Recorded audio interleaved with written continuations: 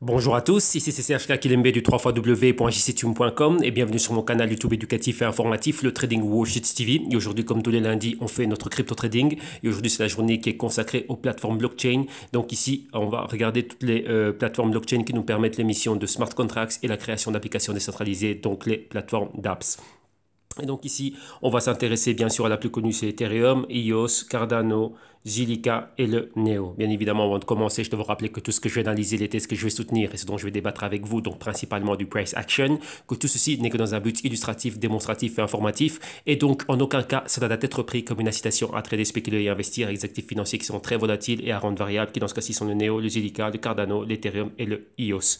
Donc, avant de placer un trade ou de faire un investissement, soyez sûr de faire vos analyses, vos recherches et vos investigations très poussées. Et rappelez-vous que votre capital est en risque et méfiez-vous aussi des publicités avec promesses de retour faramineux de manière quotidienne, hebdomadaire et mensuelle. OK? Bien évidemment, tout ce que je vais analyser ici, donc tous les articles que l'on a, donc un grand merci à Patrick Pat, à Nadi et à Yohan pour tous les articles que nous allons analyser aujourd'hui. Oui, qu'on commence la semaine très fort, hein, donc c'est bien que tous les lundis, c'est une journée très dure. Pourquoi? Parce que ça, c'est une catégorie où la compétition est très féroce. C'est la catégorie où la compétition est la plus féroce dans tout l'écosystème crypto. Donc il y a énormément d'articles que nous devons analyser et ainsi de suite. Et donc merci à mon équipe qui avec notre rapport, donc on est quatre têtes à mettre pas mal de choses ici en commun. Donc on voit que les articles se rejoignent beaucoup. Donc ici, je fais la synthèse de tout ce qu'il y a pour la journée. Comme ça, on commence bien la semaine. Vous voyez qu'on a toujours resté informé des projets dans lesquels nous sommes en train d'opérer. Donc voilà, donc tout ceci, vous allez avoir tous les liens dans la description de vidéo ici dans YouTube. Et bien sûr, dans la section commentaires, il y a toujours d'autres liens qui sont rajoutés tout le temps. Donc venez et profitez-en. Donc vous allez pouvoir retrouver le tout sur le canal de Trading World TV. D'un autre côté aussi, n'oubliez pas que vous avez aussi tout ce qui est services et solutions ici directement au www.ictune.com, donc les vidéos modules d'initiation, les consulting one-on-one, les solutions actives et les Global Crypto Research à l'unité ou souscription annuelle. Maintenant, on est déjà dans le Q3, donc comme vous voyez ici, la vidéo du Q3 a déjà été lancée. Donc la première vidéo du Q3, c'est déjà 3 heures de vidéo, donc là c'est juste l'introduction. Donc on commence très fort. La vidéo est déjà publiée. Certains d'entre vous l'ont reçue, d'autres non. Pourquoi? Parce que YouTube m'a fait énormément de problèmes avant de pouvoir, comment dirais-je, mettre la vidéo sur place. Donc là, que vous savez que j'utilise, bon, là vous ne savez pas, mais je vous le dis, j'utilise 3 comptes de YouTube différents. Donc vous êtes une centaine de personnes qui sont souscrites à ce service et ainsi de suite. Donc le temps que vous le receviez tous, donc ça va prendre du temps. Donc là maintenant, YouTube, vu qu'il y a des problèmes au niveau de la plateforme pour télécharger la vidéo, l'avoir dessus et maintenant certaines fonctions où YouTube la renvoie directement, on va dire, vers vous, hein, donc qui êtes réellement ceux qui sont souscrits à cela. Donc là, il y a un problème dans, comment dirais-je, au niveau du partage de YouTube, hein. Donc là, il y a des choses qui vont devoir être faites manuellement, mais donc ouais, que ça va prendre du temps. Donc là, c'est déjà opérationnel depuis hier. Réellement, je me suis rendu compte que YouTube n'a rien fait, n'a rien envoyé. Donc ce qui fait que là, maintenant, depuis ce matin, là, on est en train d'envoyer bloc par bloc à certaines personnes. Donc là, ne vous inquiétez pas, ça va arriver. Le tout va être là. On a toutes vos adresses email, on a le tout. Donc là, vous allez recevoir. Si vraiment il y a un problème à un certain moment donné, je ferai des annonces ici au quotidien. Vous me dites, tiens, moi je n'ai pas reçu, ou je ne l'ai pas vu, YouTube ne m'a pas notifié, ou je n'ai pas reçu un email perso, là vous me le faites savoir, comme ça on va vous donner accès. Donc là je vous dis déjà, désolé pour ces petits pépins, ces petits soucis. On va dire que ces derniers temps, depuis un bout de temps, entre YouTube et moi c'est une guerre, hein. Et là je vous dis déjà, s'il continue comme ça, Google, la compagnie, je vais vous shorter. Bon, je l'ai déjà fait, mais bon, j'en ferai encore 2 fois sans pitié. Ok, donc voilà, donc le Q3, c'est déjà disponible. Donc dans ce Q3, il y a déjà pas mal de choses, hein. Donc déjà, c'est déjà de l'intro, on a déjà 3 heures de vidéo. Donc là, le contenu, c'est on revient sur tout l'écosystème, analyse de 22 cryptoactifs, global macro et génération d'idées. Donc ça, c'est un plus, hein. Donc sur base de grandes demandes, on va aller à la génération d'idées, voir comment on peut générer des idées ici. Et analyse des corporations exposées à tout ce qui est crypto et tout ce qui est blockchain, tendance et développement. Et ici, analyse de concepts. Pourquoi? Il y a pas mal de choses, hein. Qu'est-ce que j'entends par analyse de concepts? Vous voyez que maintenant, on est en train de parler pas mal de, tiens, l'entrée de Wall Street, ainsi de suite, ainsi de ça. Oui, c'est quoi? Comment on fait? Tiens, il y a pas mal de choses à analyser. Donc on va analyser un peu ce concept et se baser sur quoi? Sur on va assumer certaines choses, certaines probabilités, donc on va regarder réellement cela, et on va voir le concept sous quelle base on pourrait voir l'argent de Wall Street réellement rentrer dans les cryptos et regarder ça de manière historique. Donc lorsqu'on a vu des migrations de capital, donc sortir de Wall Street, qu'est-ce que cet argent a fait? Où il est allé? Vous voyez que l'argent, quand on parle d'une crise, en gros, ben, c'est pas spécialement une crise, oui, c'est un recette, mais l'argent ne fait que se déplacer. Donc il passe d'une main à une autre. Donc il y en a certains qui perdent et une minorité qui est en train de gagner. Donc ça, c'est le monopole. C'est pour ça que voilà, on voit qu'il y a les 1% qui deviennent de plus en plus riches et les 99% qui perdent de plus en plus. Donc là, c'est ce qui se passe lors de ces transferts de capitaux. Et après, ben, l'argent que ces 1% récupèrent, ils vont bien le mettre quelque part. Donc ça, c'est ce qu'on doit avoir vu qu'ils ont pris l'argent de la majorité. Et là, il y a encore quoi? Il y a le monopole. Donc là, ils ont plus de capital. Donc là, maintenant, ben, on va voir ça et on va analyser ces concepts-là et on va regarder. Donc ici, sur base factuelle, donc avec des chiffres réels, factuels. Et nous, la seule chose qu'on peut faire, c'est accepter le risque futur. Donc, sur base de ces informations, on accepte les risques futurs. Pourquoi? Bon, on assume des modèles et différentes probabilités. On se dit, bah, tiens, s'il se passe ça et qu'on a autant de capital qui migre, bah, tiens, combien pourrait rentrer dans les cryptos? Combien dans le Bitcoin? Combien ici? Combien ça? Combien ça? Et donc là, on a différents modèles. Donc, moi, ici, je vous oriente, je vous inspire. Vous allez voir c'est quoi. Vous allez avoir les choses de manière factuelle, les informations, où aller prendre ces informations-là. Et après, ben, c'est à vous à assumer et à faire vos propres modèles. Ok? Donc, moi, je vous montre le modus operandi, comment mettre sur pied votre système et les stratégies. Ben, ça, c'est chacun en relation avec son capital. Donc là, le Q3, c'est déjà fait. Pour le moment, c'est les vidéos. Vous savez bien que là, en même temps que je suis en train de faire ça, donc je repasse en revue le document PDF. Une fois que tout est OK, ben là, vous avez déjà toutes les vidéos et le PDF arrive par après. OK? Donc là, voilà. Donc là, on y reviendra. Donc là, vérifiez vos adresses, enfin vérifiez vos emails, ainsi de suite. Donc ça va arriver au courant de la semaine. Ça va prendre du temps, mais bon, voilà. On va dire que maintenant, l'équipe de YouTube, ils sont tous occupés à regarder le mondial. Ben, je pense que c'est ça, hein. Et d'un autre côté, ben voilà, ils font pas leur travail et donc ça prend du retard. Donc voilà. Ok, donc ici on y va. Market cap, on commence, on va à CoinCheckup. Qu'est-ce qu'on a au niveau de la market cap? On est aux 275 milliards. Donc là, on est remonté, on a atteint un point clé. On a cette résistance et encore la résistance plus haut qui est celle des 300 milliards. Si on regarde le Bitcoin, on voit quoi? On est en dessous des 6800. Horaire et 24 heures, on est flat, mais en négatif. Et qu'est-ce qu'on a? Hebdo, on est à la hausse. Et vous voyez ici, on est flat. Donc vous voyez clairement le mouvement horizontal. Et ça, c'est généralisé dans tout l'écosystème. Market cap du Bitcoin, 116 milliards. Maintenant, regardons les cryptos du jour. Ethereum, son prix en dessous des 500 dollars, on est à 485. Horaire et 24 heures, on est flat, mais 24 heures en négatif de moins 2%. Hebdo, 5,4% à la hausse. Patron, flat. Market cap en dessous des 50 milliards de dollars, donc 48 milliards de dollars exactement. Ensuite, EOS numéro 5, son prix 8 dollars et 58 cents. Horaire flat, mais en négatif. 24 heures moins 5%. Hebdo, plus 2,8%. Même patron, mais avec un peu plus de volatilité. Market cap en dessous des 8 milliards, donc exactement 7,6 milliards de dollars. Ensuite, Cardano, 8e position, son prix 14 cents de dollars, 24 heures flat mais en négatif, horaire flat mais en négatif, 24 heures moins 2,9%. Hebdo, flat en négatif, 0,7%, le même patron, mais ici nous on tend vers le bas et la market cap est de 3,7 milliards de dollars. Ensuite, qu'est-ce que l'on a? Là, il y a un petit changement. Vous avez vu que maintenant Throne est sorti du top 10 et a perdu sa place. Donc c'est Neo qui est passé au-dessus. Donc là, il y a des news qui parlent de cela. Qu'est-ce qu'on a ici? Neo, son prix c'est 38,5 dollars US. Au niveau horaire, on est flat, c'est moins négatif. 24 heures moins 4,6%. Hebdo, on est à la hausse de 13,6%. Vous voyez le même patron, sauf qu'ici, on tend plus vers le haut. On est flat ici à ce niveau-ci. Pourquoi? On vient d'atteindre une résistance et on est en train de faire un double top ici.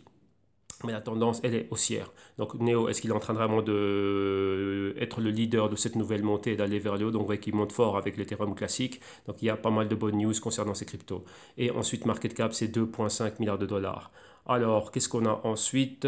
On a le EOS, l'Ethereum, le Cardano. On a fait le Neo et il nous manque le cinquième, c'est le Zilliqa. Zilliqa, où est-il? Ici, dans le top 30, 25e position.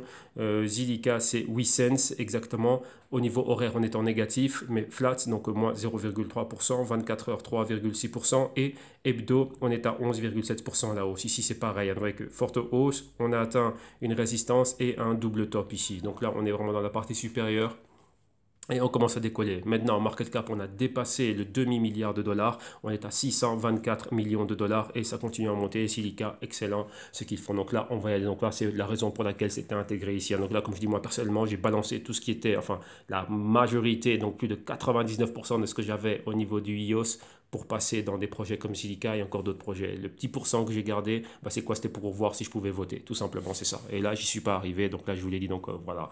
Donc iOS, qu'il aille à zéro, qui monte à 1 million, ben, peu importe. S'il monte, tant mieux, je suis exposé. Et s'il monte pas, bah, tant pis, bah, c'est pas une grosse perte. Ok? Donc voilà, alors maintenant, qu'est-ce qu'on va faire? Avant de revenir ici à l'analyse technique, on va faire un résumé et une synthèse de tout ce qu'on a au niveau des informations. Je vous le dis, on en a énormément. Cette catégorie est une catégorie terrible. C'est la catégorie, je le répète encore une fois, la compétition est la plus féroce, c'est dans cette catégorie. Déjà ça, c'est dans les ténors. Vous voyez que les DApps, on a divisé ça en deux. On a aujourd'hui et vendredi. Donc ça, c'est la première partie des DApps. Donc ouais, vous voyez que ça, ce sont les ténors, hein, avec le Zilliqa qui est en 25e position, mais qui est tout aussi lourd que tous les autres. Et après, vendredi, on fait la deuxième partie, donc Ethereum classique et tout le reste. Mais donc, c'est une catégorie. Donc, ouais, deuxième partie, c'est tout ce qui est Ethereum classique, Quantum qui est un hybride, et encore d'autres choses. Vous voyez le Lisk et le Waves, ainsi de suite. Mais c'est une catégorie qui est très, très, très féroce, surtout dans les ténors, surtout dans ceux qui sont très haut classés. C'est-à-dire quoi? Le classement de ceux qui sont au-dessus du milliard de dollars au niveau de la market cap. Donc c'est très très très très très très très féroce ici comme catégorie et on le voit, il y a toujours des news.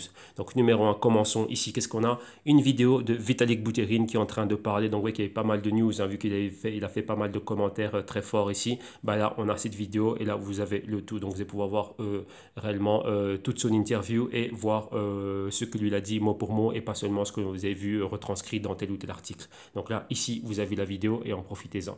Maintenant, on va, avec Ethereum, on va commencer par quelque chose d'un peu marrant, mais pas si marrant que ça. On va dire un peu d'humour, hein, pour relâcher un peu l'atmosphère. Qu'est-ce qu'on a? On a un homme au Japon qui a commencé à miner de l'Ethereum en utilisant l'électricité gratos de sa compagnie. Pourquoi? Ben, il vit dans le dortoir de la compagnie et donc, comme il a dit, ben, pour lui, il était super intéressé par les cryptos et il voulait miner. Il a regardé, ben, Bitcoin, c'est quand même assez coûteux, ainsi de suite et si ça. Ethereum, c'est plus attractif pour moi. Pourquoi? Parce que je peux en accumuler un peu plus. Et d'un autre côté, ben, qu'est-ce que j'ai? Ben, j'ai l'électricité gratos du dortoir de la compagnie. Donc voilà, mais qu'est-ce qui s'est passé? Ben, il s'est fait attraper.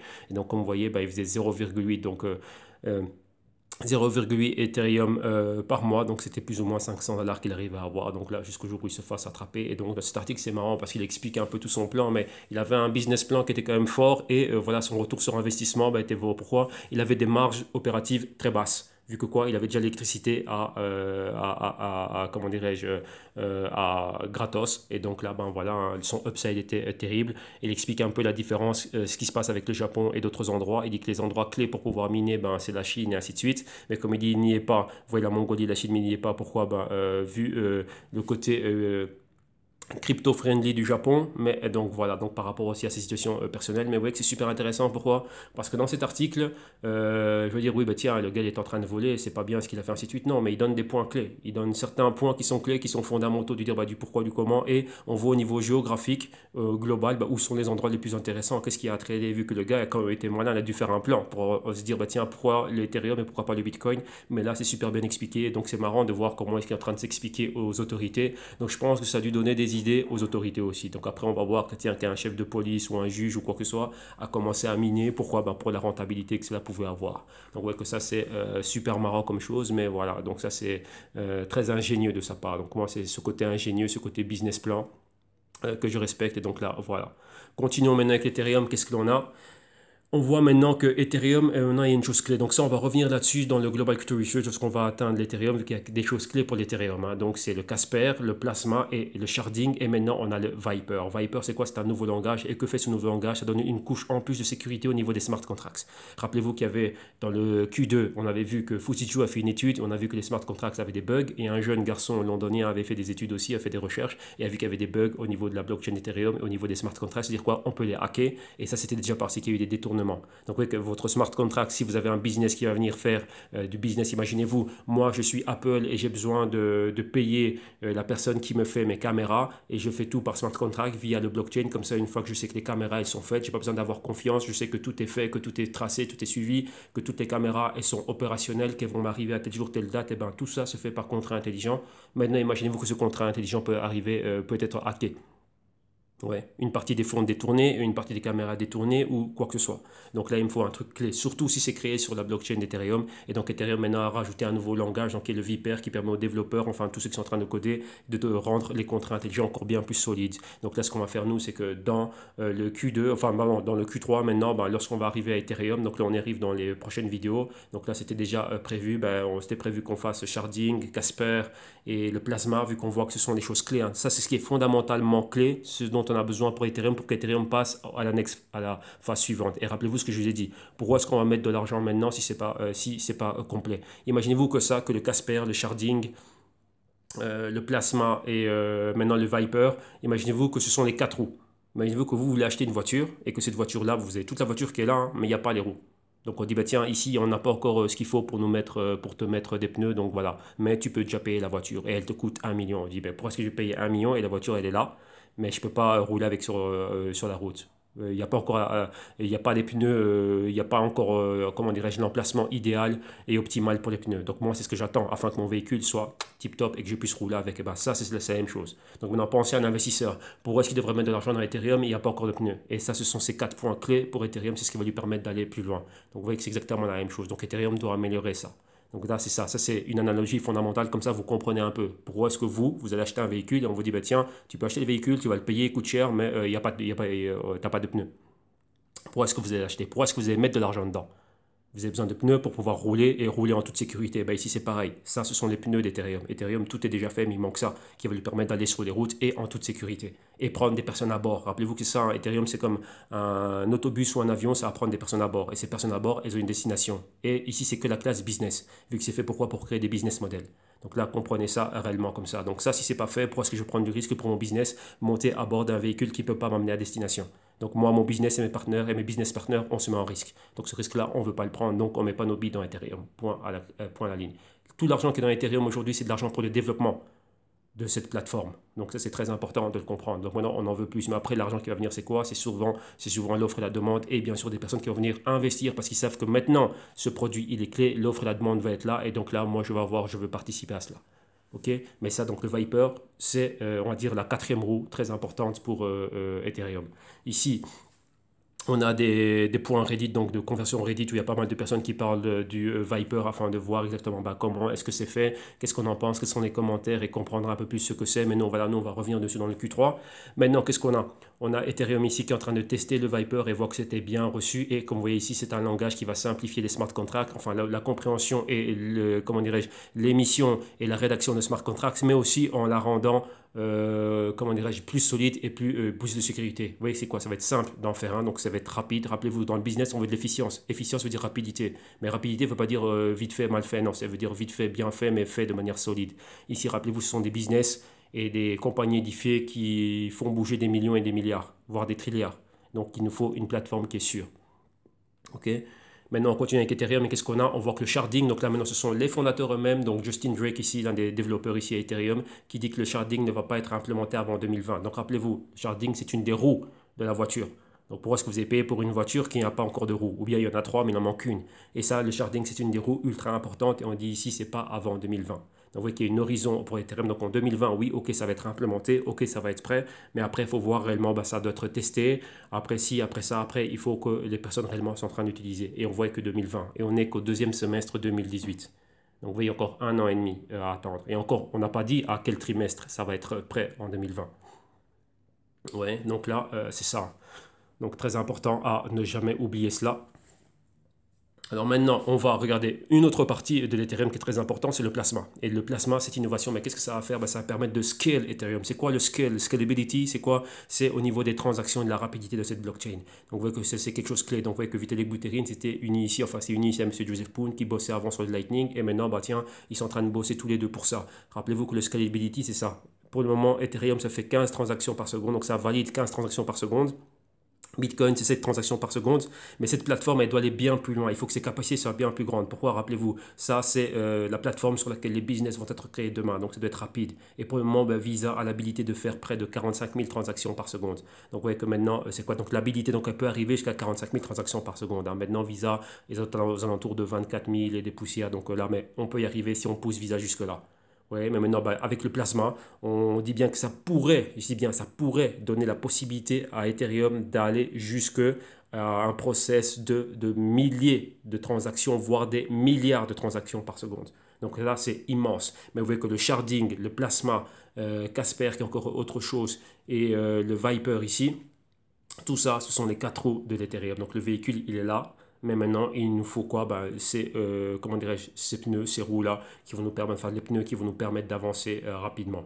Ouais. Et de prendre des personnes à bord. Donc, c'est quoi des personnes ici? Pensez à des business qui vont venir. Tiens, je vais pouvoir l'utiliser, amène-moi d'un point A à un point B, comme vous, un taxi. Vous n'allez pas monter dans un taxi si vous voyez qu'il lui manque une roue. Vous allez en choisir un autre. Eh ben, c'est exactement pareil. Ici, si Ethereum n'est pas prêt, ben, je vais prendre IOS. IOS, bon voilà, IOS, lui, il a plus de roue, il a plus de moteur pour le moment. Donc là, vous voyez qu'il est sur le côté et après, il la grue. Donc là, IOS, vous laissez tomber. On va vers Neo, on va vers Zilliqa ou on va vers autre chose. Ouais, c'est ça. OK? Donc, voilà.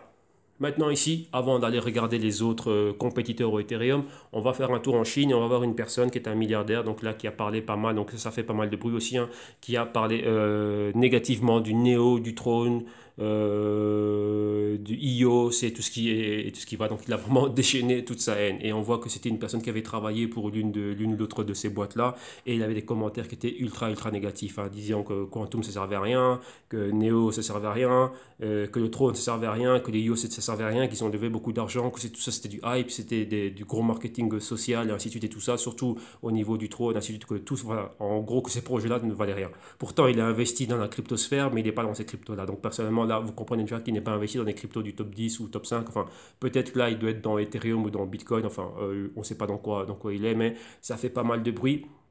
Bon, ici, l'article ne se lance pas, mais on voit exactement où il avait bossé. Il avait bossé dans une de ces boîtes-là. Et en gros, ça ne s'est pas super bien passé pour lui. Donc là, voilà. Mais en gros, bah, c'est quoi? Ben, fraude pour tout. Beaucoup de hype au niveau des réseaux sociaux, ainsi de suite. Mais d'un côté, je dis que quoi?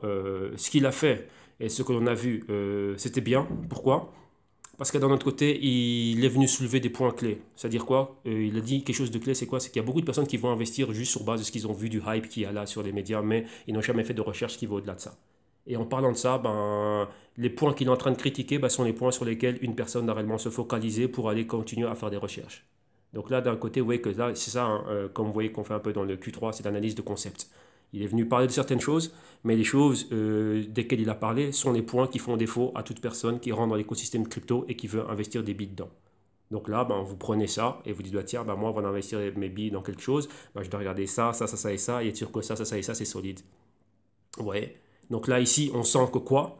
Et il est en train de parler sans réel fondement. Pourquoi? Bah, c'est tout à fait normal. Lorsque tu me dis que oui, il y a une grosse campagne marketing qui est faite pour ci, pour ça, on est dans le capitalisme.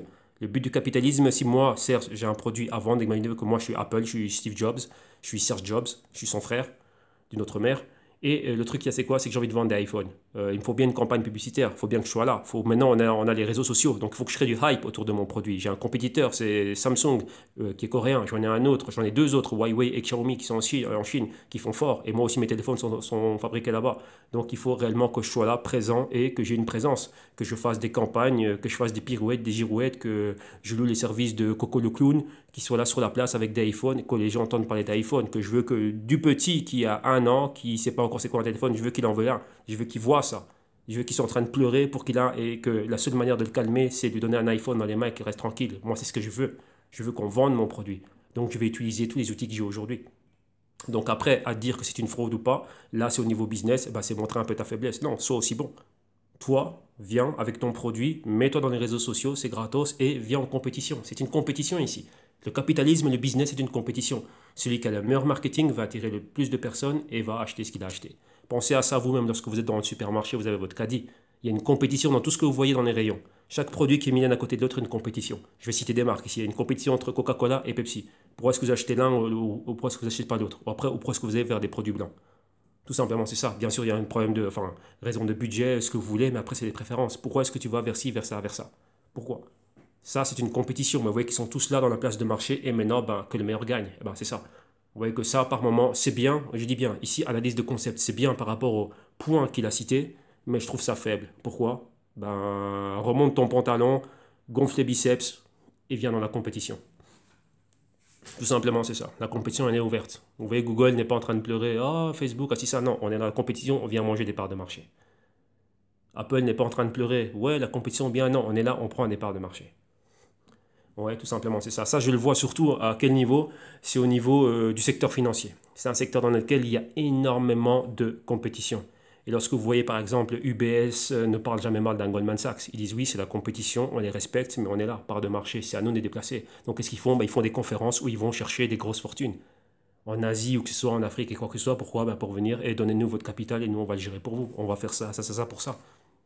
Et vous voyez que chacun à leur tour, ils font ça un peu partout dans le monde. Après, vous allez voir Goldman Sachs qui fait pareil, vous allez voir JP Morgan qui fait pareil. Mais vous n'avez jamais un qui va commencer à tweeter ou faire un commentaire négatif pour dire oh, ouais, non, là-bas, c'est du caca ce qu'ils font. Non, c'est la compétition. On doit comprendre qu'on est dans le capitalisme et ici, on vient et on est dans la compétition. On fait ce qu'on a avec les autres. Ils ont tous une chaîne YouTube et là, c'est ça, bon, on montre ce qu'on a, on utilise ce qu'on a et c'est ça. Donc ça, d'un côté, je vous dis, bien, pourquoi? Pour regarder les métriques auxquelles vous qui êtes là et qui ne comprenez pas, qui ne savez pas aller loin, regardez les métriques qu'il a, les choses qu'il a parlé. Bon, l'article ne veut pas se lancer, tant pis. Vous allez avoir le lien de toute façon, donc là, c'est pas grave. On regarde ces métriques-là et on doit aller à fond là-dessus. On ne se pas se laisser avoir. C'est pas juste parce qu'il y a eu un tweet ou quoi que ce soit. Non, on a regardé le tweet, il y a ci, c'est ça, on va les comparer avec comme on fait ici. On a vu Ethereum, on a vu ci, on a vu ça, on a vu quels étaient les problèmes. Ah, tiens, est-ce que les problèmes qu'a Ethereum, est-ce qu'un autre ne les a pas? Vous voyez, et on regarde ce qui est en train de se passer, on va plus loin. On ne se laisse pas avoir juste par des sentiments parce que, ah, tiens, il est beau, lui, il tweet bien, il me parle bien, j'aime bien sa tête, j'aime bien sa coiffure, Justin Chen. Oh, il a l'air cool. Non, on va plus loin. C'est bien ce que tu fais, ok, tu es arrivé jusqu'à moi, maintenant moi je vais décortiquer ton produit. Ok. Rappelez-vous ce que je disais lorsque je parlais de mes soeurs et ma mère lorsqu'ils sont en visite ici. Vu que c'est le paradis du shopping, lorsque je les amenais faire du shopping, on va faire 10 boutiques juste pour la même chemise. Mais je dis, mais vous les regardez maintes fois. Et lorsque elles l'ont acheté, elles sont pas contentes, elles reviennent demain. Vous voyez que la publicité leur est arrivée. Je veux telle blouse. Amène-moi à tel magasin. Maintenant, je vais comparer celles qui ont toutes les meilleures blouses. Et je vais aller bien plus loin. Vous voyez qu'elles ne se sont pas arrêtées juste à ce qu'elles ont vu là dans un prospectus H&M ou Zara ou quoi que ce soit. Non, non, non, on va plus loin. C'est pareil ici.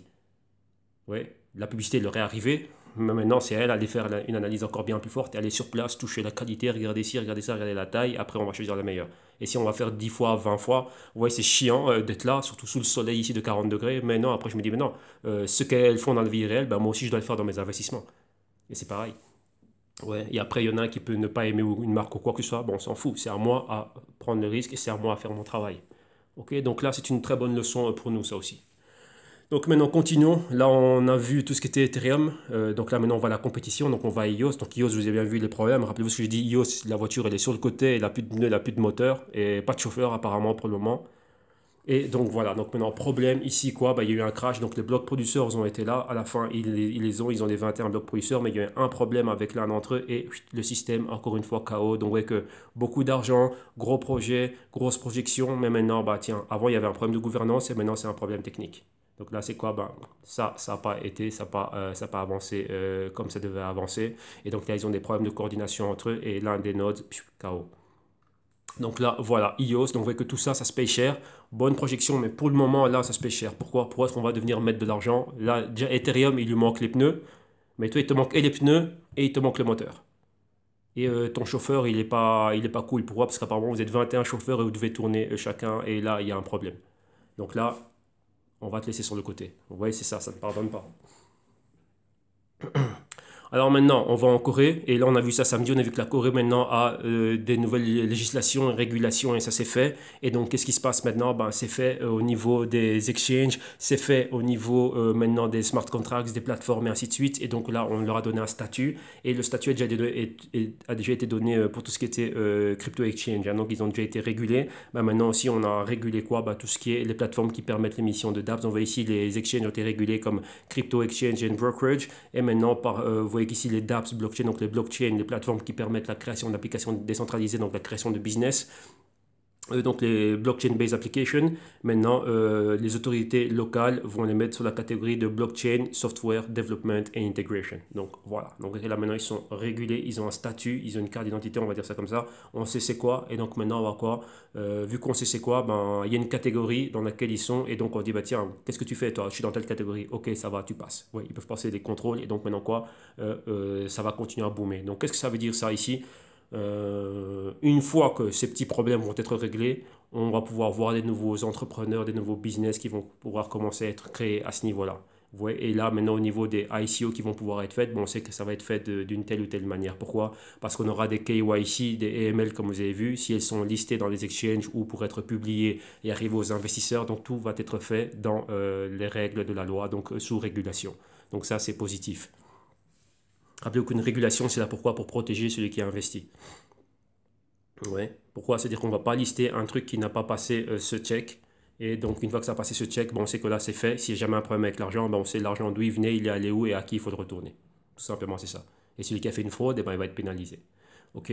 Alors maintenant, on reste à EOS et on voit que EOS et une autre crypto RAM viennent d'être listées sur BitBNS, qui est un exchange très grand ici en Inde. Et donc, voilà, donc là, c'est quoi? C'est toujours bon. Pourquoi? Au niveau de l'exposition.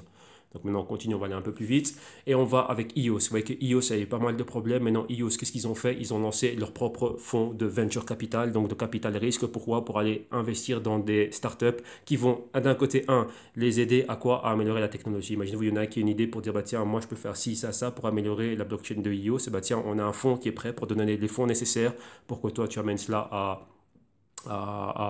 que tu amènes ça, que tu matérialises cela. Donc là, voilà, il y a un fonds qui a été fait. Mais maintenant, qu'est-ce qu'ils ont fait? Ils ont pris un certain monsieur, et le monsieur qu'ils ont pris, c'est un monsieur qui était très très très grand dans la région asiatique, qui a travaillé dans les banques d'investissement et ainsi de suite, et maintenant c'est lui qui va diriger cela. Donc vous voyez qu'ils n'ont pas pris n'importe qui pour gérer cela. Donc ils ont pris un monsieur ici, ils ont dit son nom, hein. Monsieur Alexandre, bon, je ne vois pas ici son nom de famille, et qui a bossé à Jefferies Investment et encore dans d'autres banques d'investissement dans la région asiatique. Donc il connaît bien la région, oui, comme ici, hein, très très très respecté au niveau individuel dans tout ce qui était les services financiers dans l'industrie asiatique. Et maintenant c'est quoi? Ouais, dans les banques d'investissement et dans d'autres institutions. Et maintenant, voilà, ici, voilà, comme on appelle Mike. Et maintenant quoi? Il va travailler ici dans quoi? Ben, il va travailler, c'est lui qui va gérer ce fonds. Donc, c'est-à-dire quoi? C'est lui qui va dire, bah, tiens, on va mettre autant de capital ici, là, là et là. Et ces startups-là, ben, lorsqu'elles vont se développer, ben, en espérant que ce pour quoi on leur a donné du capital, ben, ça puisse nous servir nous. Donc là, voilà pour IOS. Maintenant, on continue avec les autres et on va au Cardano. Donc maintenant le ADA, vous avez vu qu'on avait parlé de cette rencontre avec ceux de Google, l'équipe de Google en Grande-Bretagne, pour quoi? Ben, pour une sorte de session d'éducation, hein, et voir un peu comment est-ce qu'ils pourraient bosser ensemble et comment est-ce qu'ils pourraient aussi bosser ensemble. Pourquoi? Ben, pour détrôner Ethereum. Vous voyez que Cardano c'est son truc. Rappelez-vous que le boss de Cardano c'est le cofondateur, c'est l'un des cofondateurs d'Ethereum. Donc il a quitté cela. Pourquoi? Ben, vis-à-vis de certains différents qu'il a, donc qu'il a eu avec l'équipe, notamment avec Vitalik Buterin, et maintenant ben, il est de son côté, mais il fait exactement la même chose. Donc, plateforme décentralisée, donc tout ce qui est smart contracts, ainsi de suite. Et pour lui dire que nous, on va encore être mieux qu'Ethereum. Et vous voyez qu'ils sont rentrés très fort. Hein. Ça fait moins d'un an qu'ils sont là, ou un an tout juste, quelque chose comme ça. Enfin, 2017 en tout cas. Et là, il y a quoi? Bah, vous les voyez déjà dans le top 10. Donc, vous voyez que c'est déjà quelque chose de très sérieux. Ils ont déjà achevé pas mal de choses et voilà, ils continuent à avancer. Donc là, déjà, vous voyez qu'une approche ici avec Google. Donc, vous voyez, ce sont des gens de nom qui font toujours du bien. Pourquoi? Google a énormément de capital, énormément de ressources et bosse dans la tech aussi. Et donc, vous voyez que des alliances comme ça, c'est très, très, très fort. Et s'il y a un mariage qui peut être fait, donc un partenariat sur du long terme, ça va bénéficier. Google, on le connaît déjà. Google ne va pas bouger, ça va rester là, mais ça va bénéficier fortement Cardano et leur blockchain pourquoi lorsque Google aura quelque chose, ils ont déjà une plateforme blockchain, des personnes qui travaillent là-dessus sous la main. Et Google aussi, c'est quoi? C'est de l'intelligence artificielle. C'est des ordinateurs quantiques, des supercomputers, data scientists, ainsi de suite. Donc, vous voyez que là, la boucle est bouclée. Okay. Alors maintenant, on continue et on voit Cardano qui est en train de continuer sa pénétration, mais où exactement? Ben, dans les régions qui vont être les prochaines régions à être développées. Donc, c'est quoi? Ils ne vont pas aller spécialement dans tout ce qui est développés. Donc vous voyez que Google, bien sûr, ça fait partie des pays déjà industrialisés, ainsi de suite, mais eux, ils vont vers le futur, vers ceux qui ont quoi? On va dire c'est un terrain vierge dans lequel il faut créer ces infrastructures et dans lesquelles, bah tiens, ici, on va déjà pouvoir tester nos solutions et ici, nos solutions, elles sont demandées. Ça va permettre à ces pays-là, donc les pays en voie de développement, donc ici, principalement pour son pays africain et certains pays asiatiques, et bien sûr d'autres en Amérique latine, mais eux, ils ont choisi ici de s'intégrer fortement en Afrique et en Asie pour des cas concrets ici, et donc voilà, avoir des intégrations et des pénétrations, et on voit déjà les bienfaits que ça commence à avoir, donc ça c'est important. Pourquoi? Bah, ça leur garantit déjà quoi? Ici, on a déjà des gouvernements qui vont bosser avec nous, premier arrivé, premier servi, et Cardano mis en avant avec le ADA. Donc là, vous voyez les pénétrations ici en Afrique, on a vu déjà au Kenya, dans d'autres endroits, en Éthiopie, prochainement au Rwanda, et on voit aussi dans d'autres endroits comme ils disent ici, hein, dans d'autres endroits en Asie, ici, et donc ça va continuer. Donc là, pourquoi? Principalement pour tout ce qui est agriculture, propriété foncière, donc foncière, pardon, donc tout ce qui est immobilier, et ainsi de suite, et d'un autre côté aussi, ben, chaîne d'approvisionnement. Donc regardez d'où va donc le traçage des aliments, donc on va dire que de la ferme à votre assiette, et ainsi de suite, et tout ça. Donc là, très important d'être là et suivre des produits clés. Donc là, c'est très intéressant et ça c'est ce que l'on veut voir. Donc maintenant on va voir comment ça va continuer à se développer et travailler là-bas. Maintenant en continuant en parlant toujours de Cardano, bon, on voit que Cardano est très présent à travers le monde. Ils sont dans 55 nations différentes à travers le monde. Donc c'est une très grande communauté, c'est très diversifié. Donc là bah, c'est ça. Ils ont leur tentacule et comment dire, une représentation internationale et globale. Donc c'est ça aussi, on voit qu'ils partent de Hong Kong, mais de Hong Kong on va vers le monde. Et ça c'est ce qui se passe avec le blockchain. On a besoin d'intégrer différentes économies à différents niveaux, dans différents endroits du monde, et peu importe d'où ça tape. Ouais, donc ça c'est ce qui se passe aujourd'hui. Et donc là c'est la puissance de ce nouveau monde, hein, déjà Internet à tout rapprocher. L'information va rapide et les contacts aussi sont très rapides. On voit que maintenant c'est ça, hein. Donc il y a plus de frontières ici. Donc là c'est quelque chose de très fort. Maintenant où on va? Et on va dans une boîte, donc une boîte ici, donc une banque d'investissement. Et qu'est-ce qu'elle a fait cette compagnie ici? Elle vient de faire un rapport sur quoi? Bah, sur le Cardano. Donc c'est super intéressant de voir ça. Pourquoi? Parce que ça, c'est le genre de métriques que vous devrez avoir. Donc vous, lorsque vous allez faire une recherche sur une crypto, la crypto qui vous intéresse, ben là, en voyant ça, vous voyez ce que font les professionnels, eh ben, les métriques qu'ils ont, ben, vous aussi, vous devez vous dire, bah, tiens, moi, je dois connaître la même chose. Donc ici, lorsqu'on parle de Cardano, ben, vous voyez, ils ont un détail sur les fondamentaux. Vous n'avez pas besoin d'avoir des trucs qui vont super loin, mais à votre niveau. Vous voyez, fondamentalement, ben, ici, vous voyez qu'il y a 5 points qu'on doit savoir sur Cardano. Le layer, donc ça c'est leur plateforme, qu'est-ce qu'elle a? Ben boum, on a quelques points dessus. Roadmap, ben, qu'est-ce qu'ils comptent faire? Comment est-ce qu'ils comptent mettre ça en fonctionnement? Comment est-ce qu'ils comptent réellement arriver à, comment dirais-je, ben, implémenter ce qu'ils ont dit qu'ils allaient faire dans leur white paper ou peu importe. Voilà, on a ça. Et après, ben, tiens, leur cas d'utilité. Rappelez-vous que là, on va d'un bottom-up Cardano vers le monde, mais après on voit leur cas d'utilité. On dit, ben, tiens, Cardano peut être utilisé comme ça, comme ça, comme ça. Bon, alors après, on va faire un top-down. On va regarder le monde, on va dire, tiens, dans le monde, qui c'est qui utilise ça? Qui c'est qui a besoin de ça? Et qui c'est qui demande ça? Maintenant, sur base de cette demande qu'on a au niveau global, eh ben, on va regarder ben, qui c'est qui a l'offre. Est-ce que réellement, lorsqu'on descend, est-ce qu'on revient à Cardano? Est-ce que Cardano réellement est le meilleur placé pour réellement répondre à cette demande avec l'offre qu'ils ont? Ouais, donc là, c'est très important. Donc là, vous voyez que là, il y a certaines métriques et qui sont là et vous les avez. Donc après, vous voyez que l'équipe, c'est très important. Rappelez-vous, je vous dis toujours, c'est un véhicule de Formule 1. Vous ne donnez pas le véhicule de Formule 1 pour aller être en compétition avec Hamilton à Pépé le boulanger. Non, donnez ça à Hamilton ou à Fernando Alonso. Ok? Vous n'allez pas aller jouer Wimbledon face à Federer avec Pépé le boulanger. Il va venir avec sa baguette et il est face à Federer. Non. Vous voulez un Nadal face à Federer ou un Djokovic. Vous voyez, c'est pareil. Il faut regarder qui pilote. C'est qui notre poulain ici? Bah, c'est tout à fait pareil. Donc vous voyez ici, ils vous ont mis pas mal de choses clés à avoir. Donc ce sont des métriques toutes simples que vous devez avoir. Ouais.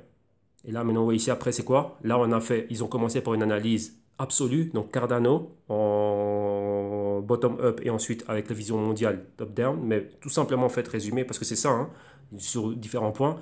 Et maintenant, ils vont à l'analyse relative. Cardano en comparaison avec d'autres blockchains qui font pareil. Tout simplement, c'est ça. Et vous voyez, bah, après, vous l'avez, il y a certains tableaux et vous voyez exactement bah, qu'est-ce qui revient, bah, Ethereum, EOS et pas mal d'autres choses et Neo. Après, vous voyez les risques potentiels du Cardano et voilà. Donc, vous voyez que c'est pas compliqué, une fiche comme ça pour chacune de vos cryptos et c'est fait. Vous savez au moins dans quoi vous investissez. Et après, c'est quoi? Bah, faire un suivi. Vous suivez ça. Dès qu'il y a un nouveau truc, bah, tiens, Cardano, on a vu qu'il y avait ça qui posait problème. POS, Proof of Stake, ils en sont où? Une avancée. Pourquoi? Bah, tant que ça ne s'est pas fait, bah, ce ne sera pas solide, ce ne sera pas implémenté à 100%. Vous voyez, comme Ethereum, Sharding, Ethereum, le Python, non c'est Viper, ils en sont où? Oui, ce sont les pneus. Tant qu'il n'y a pas ces pneus qui sont mis au véhicule, le véhicule va aller nulle part. Pour le moment, on met de l'argent. Pourquoi? Pour qu'il y ait une équipe de développeurs, de techniciens et d'ingénieurs qui vont améliorer ce véhicule, faire en sorte que les pneus soient les meilleurs quoi? Ce sont des pneus autogonflables, oui, increvables, on va dire ça comme ça. Vous voyez, s'ils sont sur une route, bah tiens, qui ne crèvent pas. Rappelez-vous, Ethereum a déjà été sur une route. Et il y a une crevaison. C'était quoi la crevaison? CryptoKitties. Et ça l'a paralysé. Donc pensez à ça comme ça. Ethereum, c'était un véhicule. L'un des pneus a crevé à cause de quoi? Bah, il y a un clou qui s'appelait CryptoKitties. Donc c'est quoi? Bah voilà, ce business-là a tout gelé. Donc c'est-à-dire que tous ceux qui étaient à bord ont tous été paralysés. À cause de quoi? Ça ne doit pas arriver. Donc ouais, bah, tant mieux que ça arrive maintenant. mais ça ne peut pas arriver dans le futur lorsque vous avez des grosses corporations comme voilà, à Cardano, ça ne peut pas arriver lorsqu'il y a Google qui est là. Et regardez Google, tout ce qui va avec Google. Oui, ça ne peut pas arriver. Ouais, Google a du Google Cloud. Et dans le Google Cloud, Google travaille avec le Pentagone. Donc, vous voyez que Pentagone, c'est quelque chose de très sérieux. Imaginez-vous qu'il y a des dossiers classifiés Pentagone qui passent et ils ont utilisé le blockchain de Cardano pour tel ou tel point et maintenant c'est paralysé. Donc, paralyser le Pentagone, c'est paralyser la défense des États-Unis. Ouais, donc là, c'est quelque chose qui va à une grande échelle et c'est ça. Ça, c'est ce qui se passe lorsqu'on va aller en, comment dirais-je, qu'on va commencer à bosser avec des Google et ainsi de suite. C'est ce genre de clients qu'ils veulent. Pourquoi? Il y aura une demande pour ce qu'ils ont et ils veulent des gros clients. Ouais. Donc là, on ne peut pas se permettre d'avoir ça avec CryptoKitty. C'était cool, c'était un truc pour du divertissement, c'est marrant, c'est entre nous. Ce sont des biens, c'est comme des jouets. C'est quand voilà, j'ai perdu ma Barbie, c'est pas grave. Ou j'ai perdu la photo de mon chat, c'est pas grave, j'en fais une autre. Mais maintenant, ici, c'est différent. Là, on parle de grosses entités. Et donc là, qu'il y ait une congestion dans le système lorsqu'il y a une transaction qui est en train de se faire, une transaction d'intelligence entre la NSA ou je sais pas quoi, ou quoi que ce soit, ouais, que là, c'est autre chose. Ou Google, avec les gros business qu'ils ont, c'est autre chose. Ouais. Donc voilà, maintenant continuons. Qu'est-ce qu'on a? Et on a Cardano aussi qui est en train de lancer, vous voyez, vous avez vu comme les autres lancent des trucs, hein, Viper, Python, avec des noms, toujours des noms assez space. Maintenant on a quoi? Cardano va lancer le Marlowe. Et Marlowe, ça fait quoi? Ça va ramener de la simplicité au niveau des smart contracts. Pourquoi? Là, voilà, c'est ce que je disais juste avant, des grosses entités. Et ces entités vont faire quoi? Ça va être un langage qui va être spécifique. Pourquoi? Ben, pour des transactions financières et qui sont émises, on va dire, réglées par des smart contracts. Donc, vous voyez que ça, c'est quelque chose de très important. Donc là, maintenant, il faut quelque chose qui soit simple et qui soit fait, mais sécurisé. Donc là, tout simplement, ça va nous permettre ça. Donc, dans notre langage de rédaction de smart contracts, eh ben, on aura le Marlowe derrière qui va nous permettre tout ça. Comme vous avez vu, tout ce qui est en train de faire les autres boîtes. Avec la compétition, on fait exactement pareil. Ben voilà, nous, c'est ce qu'on est en train de faire. Et par rapport à tout ce qu'ils sont en train de faire. Donc, vous voyez ici, ils expliquent exactement comment ça va être fait, comment est-ce que ce langage va être intégré au HQL, qui est le langage comment dirais-je, qu'eux ils utilisent et voilà comment est-ce qu'ils veulent que ça se soit en train de, qu'il y ait une interaction entre les données qui vont être mises dans le smart contract et ainsi de suite et permettre tout ce genre de transactions. Donc rappelez-vous que ça c'est pensé pour les business qui puissent venir le faire et que ça soit fait rapidement. Donc vous voyez là maintenant on va penser à Google, les clients de Google, tout ce que Google fait au niveau du cloud et ainsi de suite. Il y a des grosses corporations qui utilisent le cloud de Google, Pentagone, ainsi de suite. Alors imaginez-vous, ben voilà, s'ils doivent faire des transactions, le contrat intelligent doit être intelligent mais doit être solide. Et donc là vous voyez que là, bah, l'équipe de Cardano est en train de bosser jour et nuit là-dessus. Donc ça, c'est ce qu'on veut voir. Mais après, tiens, quand est-ce que ça va être prêt? OK? Et alors maintenant, bon, on revient sur ce qu'on a vu. Donc là, tout ce qu'on a résumé avec le Cardano, bah, ce sont tous les cas d'utilité concrets du Cardano à travers le monde. Donc là, on a vu en Afrique, en Asie, Google, ainsi de suite, tout ce qui se passe, tout ce qu'ils sont en train d'intégrer. Donc là, voilà, c'est un résumé de ce que l'on a vu. Maintenant, qu'est-ce que l'on a ici encore? Ça, c'est quoi?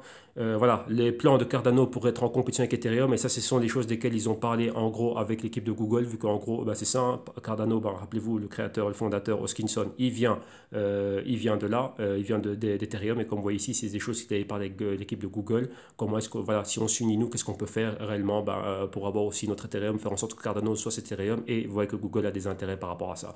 Donc là, il y a beaucoup de choses qui vont être faites et tout ce qu'on a vu. Vous voyez tout ce qu'on est en train de faire. Et la chose clé, c'est quoi? C'est le langage pour les développeurs. Ethereum emploie son propre langage, donc c'est-à-dire que toute personne qui connaît du Java, du C++, du Go ou quoi que ce soit, lorsqu'il arrive sur Ethereum, il est obligé d'apprendre un tout nouveau langage. Donc ça fait quoi? Ça me donne un delay. C'est-à-dire quoi? Moi, j'arrive et je veux un truc carré là maintenant. Ouais, je vais faire quelque chose maintenant, instantané. J'ai déjà mes aptitudes, je vais faire quelque chose maintenant. Donc imaginez-vous, vous voulez faire de la pâte à pizza, vous voulez aller au magasin, acheter une pâte à pizza et le rentrer directement le faire. Mais on vous dit non, il faut que tu ailles d'abord semer du blé, récolter ton blé, prendre tes œufs, aller à la ferme. Si ça vous voyez que là, ça fait du delay. Moi, je suis un restaurateur, je suis un cuisinier, je sais faire des pizzas. Moi, je veux des trucs rapides, je veux qu'on me les livre. Je veux pas moi commencer à aller au champ ou ici, c'est ça. Ouais, c'est un peu c'est un peu ça. Donc, ce qui fait quoi? Moi, je suis là, je suis un cuisinier. Mais maintenant, je suis obligé d'apprendre à être agriculteur. Non, moi, je veux faire ma pizza. Oui, c'est ça. Donc maintenant, bah, Cardano te permet, toi, bah, toi qui sais faire la pizza, on te livre la pâte et tu la fais. Ou déjà le minimum pour que tu ailles rapidement dans ce que tu es en train de développer. Donc c'est quoi développer ta pizza? Donc ici, c'est exactement la même chose ici. Mais avec Ethereum, bah, ce n'est pas le cas. Ethereum, moi, tu sais faire quelque chose, mais tu es obligé d'apprendre ce qu'eux, ils font afin que tu puisses continuer à faire ce que tu es en train de faire. Non, moi, je veux arriver et directement me mettre à cuisiner. Et ça, c'est ce que Cardano est en train de faire. Permettre à quiconque, peu importe ce que tu utilises comme langage, tu viens ici et tu crées. Donc tu dois rentrer directement. Donc c'est pour ça qu'ils veulent faire quoi? Donner la possibilité de pouvoir créer chez eux à travers quoi? Depuis de 10 langages. Les langages les plus top, donc les plus connus, les plus répandus. Et ça, c'est un truc qui bug Ethereum. Ouais, enfin, pas qui bug Ethereum, mais qui freine Ethereum. Et Ethereum a encore d'autres choses, d'autres forces derrière eux. Mais ici, Cardano, voilà. Ils n'ont pas les mêmes choses, les mêmes forces, donc ils doivent jouer malin. Donc ici, c'est jouer stratégique. Donc rappelez-vous ce que je disais, c'est la catégorie dans laquelle la compétition est la plus féroce. Parce qu'ici, il y a énormément d'argent. Vous voyez que le Bitcoin a sa catégorie à lui-même. Et là, on l'a vu. Hein, donc là, ceux qui ont le Q3, vous allez voir dans la première vidéo, on en parle clairement. Le Bitcoin a sa catégorie à lui tout seul. Oubliez-le lorsqu'on parle de crypto. Les cryptos, maintenant, c'est Ethereum d'un autre côté. Et maintenant, le reste des cryptos qui vont être là. Mais là, Ethereum, le poids qui est sur Ethereum, comme on dit, c'est toujours le numéro 2, mais le poids qui est sur Ethereum et la compétition qui est autour, c'est ultra féroce. Lorsque vous étudiez ça sérieusement, vous allez vous rendre compte de la férocité et de la violence qu'il y a dans, comment dirais-je, dans cette catégorie. Jusque même il y a un milliardaire qui vient et qui dit que tout le monde est une fraude. Pourquoi? Sans doute il doit être investi dans une plateforme qui voudrait voir être numéro 1 à ce niveau-là. Bon, moi je ne vois pas d'autre explication, mais bon, de toute façon, chacun son truc. Donc maintenant, continuons. Maintenant, on va à Neo. Et qu'est-ce qu'on a à Neo? Ben, Neo aussi continue aussi son développement. Vous voyez qu'ils doivent être là constamment, montrer qu'on est en train de faire du développement. Donc ici, il y avait une campagne marketing dans laquelle Neo disait tout simplement que voilà, nous, on va faire pas mal de choses et on a un tel ou tel développement. Donc maintenant, on se disait, bah, tiens, est-ce que c'est du buzz? Qu'est-ce qu'il y a? Qu'est-ce qui va venir? Qu'est-ce qu'il y a? Est-ce que c'est juste pour que le prix monte? Ouais, on n'en sait rien, mais voilà. Une annonce qui avait été faite pour dire qu'à partir du 4-5 juillet, il va y avoir quelque chose. Ben, maintenant, on y est et on verra qu'est-ce qu'on a eu. Donc là, on a vu que ça a eu une répercussion. C'était quoi? La hausse des prix. Donc Neo dit qu'on va aller de plus en plus loin dans tout ce qui est la décentralisation. Maintenant ici, l'auteur de l'article ici est en train de parler de quoi? Bah tiens, comment est-ce que Neo pourrait, revenir assez haut max et est-ce que Neo pourrait arriver à 1000 $. Donc ici ils l'ont mal écrit. Ils ont écrit comment Neo va arriver, enfin peut-il arriver aux 1000 $ et dominer le marché. Ici, on sait que Neo, oui, ça peut aller plus haut comme tout l'écosphère crypto, mais vous voyez qu'ils sont dans une catégorie qui est très très très forte. Catégorie de smart contracts et des dApps. Et là, eux, ils sont basés en Chine. On les compare souvent à tout ce qui est Ethereum. Maintenant, il faut voir exactement qu'est-ce qui est en train de se passer. Et la clé ici pour Neo, c'est quoi? Comme vous avez vu dans Cardano, c'est une grande communauté de développeurs, de personnes dévouées on va dire, au succès de la crypto. Et ici, c'est City of Zion, qui est une grande communauté décentralisée à travers le monde. Et ce qu'ils vont pouvoir faire au niveau des exchanges décentralisés et de toutes ces dApps qui vont être créées sur Neo. Oui, on a Ontology, on a quoi encore? On a Trinity, il y a pas mal de choses, hein, j'en ai vu pas mal ici. Donc là, tout ça, il faut que c'est du succès et que ce soit créé sur Ethereum et que ça continue à avancer. Enfin, pardon, sur Neo et que ça continue à avancer. Donc vous voyez que là, ici, c'est exactement la même chose. Vous voyez que cette communauté et tous ces développeurs et tous ceux qui participent sont en train de créer pas beaucoup de choses, hein. Donc des Neom Wallet, Neom Portal, Neom Scan, Neom Mon, Neo ceci, Neo cela. Donc ça n'arrête pas. Donc en gros, une fois que tout ça, ça va arriver, si tout ça arrive réellement à générer du succès, ça va augmenter Neo et bien évidemment tout ça. Donc le succès Neo vient d'où? De tout ce qui va être créé sur Neo. Tout simplement, c'est ça. Pourquoi? Ça va attirer du monde, ça va attirer des personnes. Ouais, et ça, c'est le même modus operandi qu'en train d'établir, comment il s'appelle, Justin Chen avec le trône. Tout simplement, c'est ça. Ok. Alors maintenant, on voit qu'ici que Neo, donc on a vu ça au début, hein, ça a surpassé le trône au niveau de quoi? De la de CoinMarketCap, donc au niveau du classement. Et c'est quoi? C'est juste plus de capital. Et on termine ici avec le Neo. Et Neo, maintenant quoi avec Neo, c'est une crypto qui est très décentralisée, mais qui utilise quelque chose de décentralisé. Donc c'est centralisé quoi au niveau de la gouvernance, de la hiérarchie, et ainsi de suite. Mais d'un autre côté, la technologie, elle est décentralisée. Et maintenant, ils viennent de rajouter un node indépendant, vu qu'ici que Neo contrôle tous les nodes. Et là, maintenant, c'est quoi? Là, ils viennent d'avoir un node indépendant. Donc, vous voyez, toujours avec le City of Zion, et ainsi de suite. Et là, maintenant, on va voir exactement comment est-ce que c'est en train de fonctionner. Avec un node, c'est juste quoi? Une réplique de toute la blockchain sur un point de relais. Et ce point de relais est là pour faire des tâches clés, donc valider, maintenir la sécurité, et ainsi de suite, et tout ça. En général, tout ça a été centralisé, c'est-à-dire que Neo contrôlait tout cela, mais maintenant, on en a un qui est indépendant. Maintenant, vu qu'il est indépendant, il doit être quand même mis à jour, et ainsi de suite. Et donc, vous voyez qu'il n'y a pas les mêmes problèmes. Vous voyez, c'est toujours un problème de gouvernance, hein. Vous voyez qu'il y a les mêmes problèmes qu'il y a eu au niveau de comment il s'appelle cela, de iOS. Vous voyez qu'avec iOS, ça ne s'est pas très bien passé. Donc ici, Neo, on commence à avoir, vous voyez que c'est pour ça que vous avez vu qu'au début, on parlait de cet article, hein, qui amenait Neo vers un peu plus de quoi? De décentralisation. Maintenant, comme on dit, est-ce que c'est la fin d'une ère pour Neo? Est-ce que Neo maintenant va aller vers plus de, comment dirais-je, vers plus de décentralisation? Qu'est-ce qui est en train de se passer? Vous voyez qu'on ne comprend pas trop bien cela. Donc là, ça donne à parler. Mais pour le moment, ça se passe bien. Ils sont en train de continuer à bien se développer. Donc on voit, c'est ça. Ok. On voyez qu'on a souvent parlé de quoi? Du monopole de l'équipe de Neo vis-à-vis des nodes. Et maintenant, avoir un node qui est indépendant, tiens, c'est quelque chose, c'est une nouvelle pour eux. Ouais, donc là, maintenant, on va voir c'est quoi. Et comme vous voyez ici, c'est quoi le City of Zion, cette communauté-là. On leur a donné la responsabilité, cette responsabilité-là. Donc, on va voir comment cela va avancer. Est-ce que ça va être un plus? Vu que jusqu'à maintenant, Neo, ça s'était bien passé. On a atteint certaines limites, mais maintenant, il faut voir si ça, c'est réellement le plus dont on a besoin maintenant. Vous voyez que là, étant toujours dans une phase embryonnaire, on teste. Mais ici, on teste des choses qui doivent rapidement être corrigées. Pourquoi? Il y a un véritable business. Le monde n'arrête pas de tourner. Donc, si tu testes une chose pendant que moi, je viens avec des milliards et que j'ai besoin d'une solution et que toi, cette solution, je vois que tu n'y es pas, comme IOS, je vois que tu as une crevaison, ben, je vais appeler un autre taxi. Et c'est toi qui perds la course.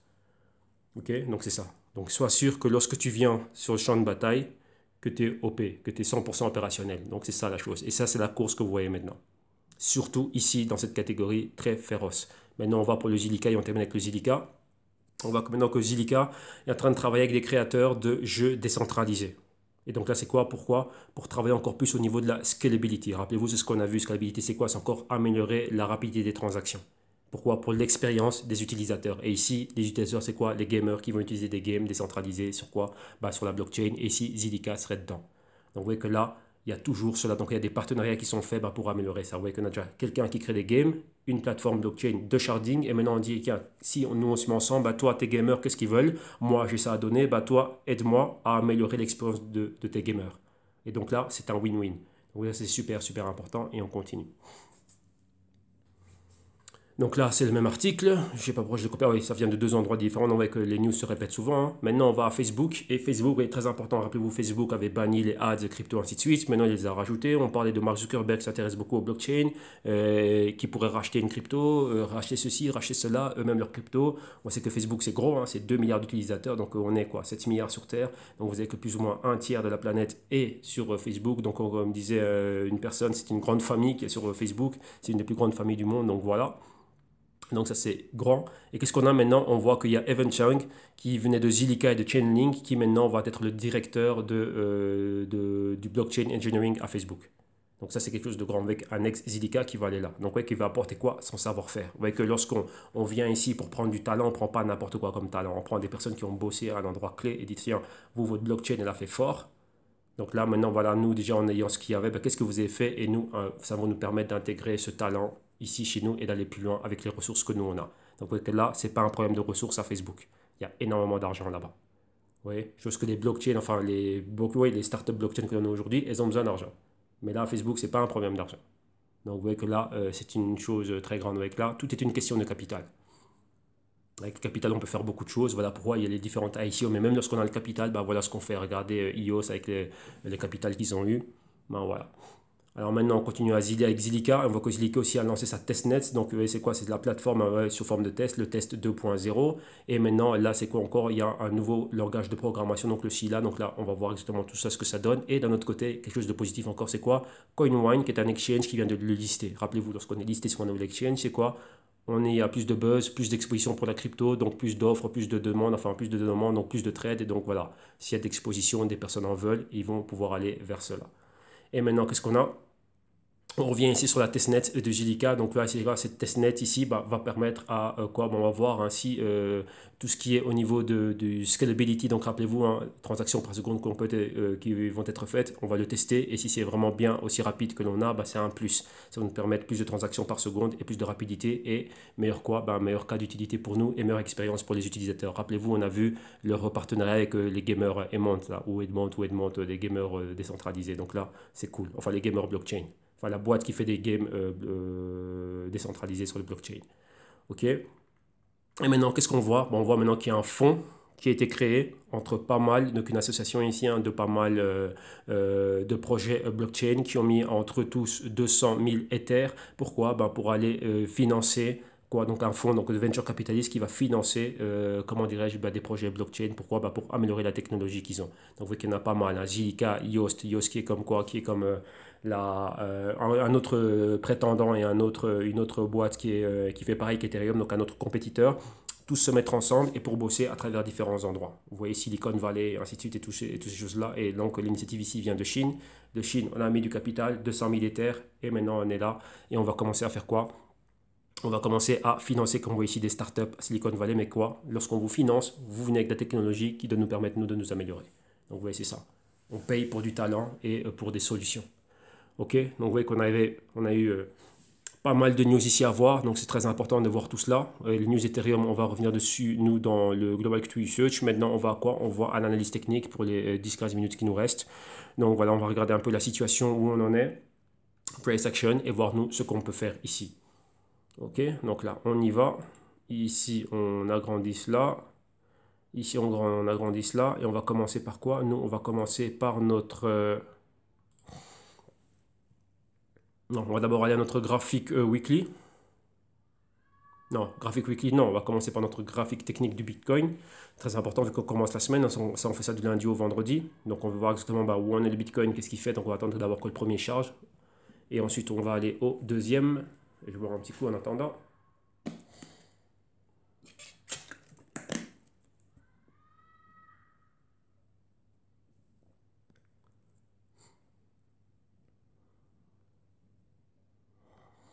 Attendez. Donc ça, c'était ce qu'on était en train de regarder hier.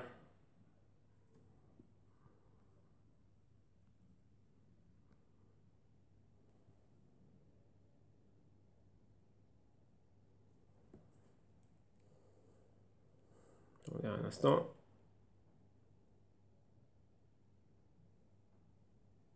On n'a pas l'air de s'être bien réveillé.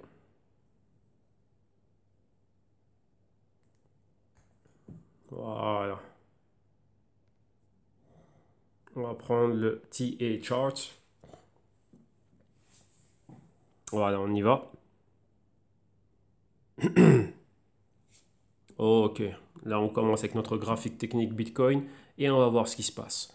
Donc vous voyez déjà premièrement, on est quoi? On a commencé la semaine ici. On est toujours ici, vous voyez cette ligne directrice ici en bleu marine. Tendance à la baisse, on est pile poil tout juste dessus. Vous voyez qu'à chaque fois qu'on a atteint ça, vous voyez ici on a surpassé, vous voyez qu'on a pris ces bas ici, les bas là, les bas là, les bas là. Ici on a juste surpassé, mais on a touché cette moyenne mobile ici rosée, c'est celle de 200 jours. On a été rejeté là.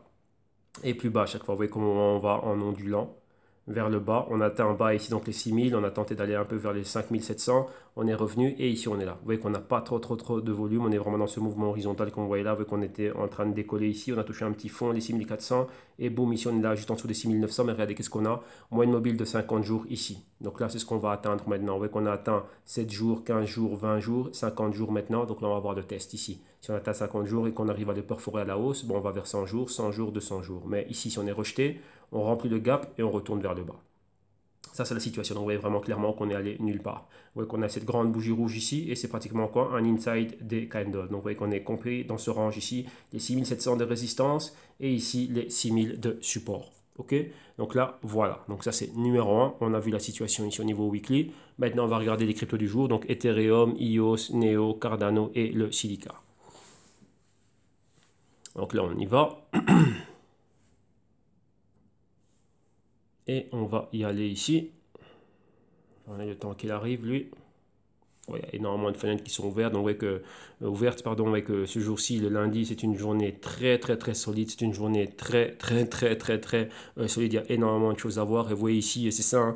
Hein, si vous voulez passer rapidement à quelque chose d'autre, donc si vous voulez voir les choses rapidement, eh ben, vous mettez votre capital en risque. Ouais. Le truc qu'il y a, c'est quoi? C'est ça. Lorsqu'on a son capital qui est mis dans quelque chose, on doit savoir ce qu'il y a. Avec moi, je prends le temps de prendre le temps, comme vous avez vu, juste la vidéo d'introduction du Global Crypto Research, c'était 3 heures. On n'est même pas encore allé dans les analyses. Si ça, on a analysé la market cap et un concept. Et quoi, bon, on prend le temps parce qu'on doit savoir ce qui se passe. C'est pas juste, oui, on a lu un article, il s'est passé ci, il s'est passé ça. Non, on a l'article, il nous oriente, il nous inspire. On prend ce qu'on a à prendre. Donc, on a vu Viper, on a vu Casper, on a vu le plasma et on a vu le sharding. Et boum, maintenant, on va faire nos recherches là-dessus. On va voir, bah, tiens, ah oui, tiens, ça c'est gros. Si ça, c'est pas réglé, ben, Ethereum, ça vaut rien. Tout simplement, c'est ça. Pourquoi? Parce que tout le capital qui est mis dans Ethereum, c'est pour améliorer ces 4 points-là et qui va permettre la transition des business d'aujourd'hui dans le monde de demain, dans le blockchain. Point. Donc si ça c'est pas fait, on peut le jeter à la poubelle. Ouais. Donc c'est ça. Et maintenant, nous, vous devez savoir c'est quoi. Avec la seule différence, et je le répète encore, lorsqu'il y a des grosses boîtes, elles ont l'occasion d'avoir des analystes qui vont analyser ça. Ils ont des rapports tout faits, ils ont une gestion du risque, ils ont un département management, si ça. Et la personne en haut dit oui, ok, si tout est ok, on met de l'argent. Si tout n'est pas ok, on met pas d'argent. Vous voyez, ils ont 100, 200, 300, 400 et des personnes à travers le monde. Mais si vous êtes tout seul, vous devez prendre la casquette et faire le travail de 200, 300, 400 000 personnes à vous seul. Donc ça, il ne faut jamais oublier. Parce que c'est pour ça qu'eux gagnent et ils sont là où ils sont et que voilà, que toi qui regardes, toi tu ne gagnes pas. Toi tu sais pas ce qui se passe. Voilà. Et tu dois être 100% indépendant ici. Donc c'est pas mon opinion qui compte, c'est pas celle du groupe Telegram, c'est pas celle du groupe Facebook, c'est pas celle du YouTuber, non, c'est la tienne, c'est toi, c'est ton capital. Ici, moi je t'oriente et je t'inspire. Ok? Donc là, voilà. Allez, maintenant on y va. Ethereum ici face au dollar US. Et vous voyez ici la baisse que l'on a eu. Donc la hausse ici du mois d'avril. Le rejet, la baisse, rejet à un niveau clé. Hein. Donc vous voyez ici la moyenne mobile de 21 semaines ici. Boum en bleu marine. Et là on est ici. Maintenant vous voyez qu'on a baissé fortement. On baisse comment? Sous forme d'escalier baissier. Boum. Et on est là. On a eu une petite hausse, interaction avec la moyenne mobile de 4 semaines. Et maintenant, depuis là, bon, on a pratiquement atteint 8 semaines et on rejette et on est là. On est en dessous aussi de la moyenne mobile de 52 semaines. Et vous voyez ici, il y a le petit doigt là, c'est quoi? C'est la moyenne mobile de 104 semaines. Ici, au niveau du stochastique, on repénètre la zone de sous-évaluation avec une légère divergence. Et donc, on va voir ici, qu'est-ce que ça donne? Qu'est-ce que l'on voit?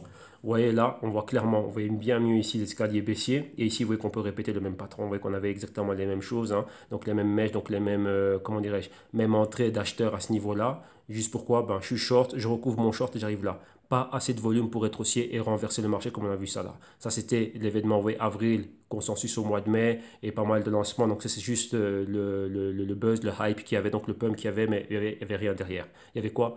Rien de fondamental derrière qui allait maintenir cette hausse. Très important. Rien de fondamental qui allait maintenir cette hausse. Ça, c'est juste l'espoir de tiens, maintenant les cryptos vont monter parce qu'on a consensus et sur base de quoi on a assumé que l'historique du consensus allait donner quelque chose de bon. Mais rappelez-vous, je dis tout le temps, depuis le début de l'année, je l'ai dit, on n'est pas dans le même marché que 2017. Le marché spéculatif, le marché de awareness, on va dire, du grand public, c'est fini. Maintenant, c'est un marché dans lequel on s'attend à avoir le capital des institutions. Et ici, c'est un marché qui n'est plus technique, c'est un marché qui va être fondamental. Donc maintenant, comme vous avez vu, tous les problèmes qu'ont les Ethereum, ainsi de suite, si ça, c'est pas réglé, ça pas réglé, moi, pas donner argent. Tout simplement, c'est ça. Et si moi, je ne donne pas d'argent, capital pas monté. Voilà. Ça, c'est vraiment aussi simple que ça. Aussi simple que 1 plus 1 égale 2. OK? Donc ici, c'est 1 plus 1 égale 4. Donc moi, j'ai besoin de 4 nœuds.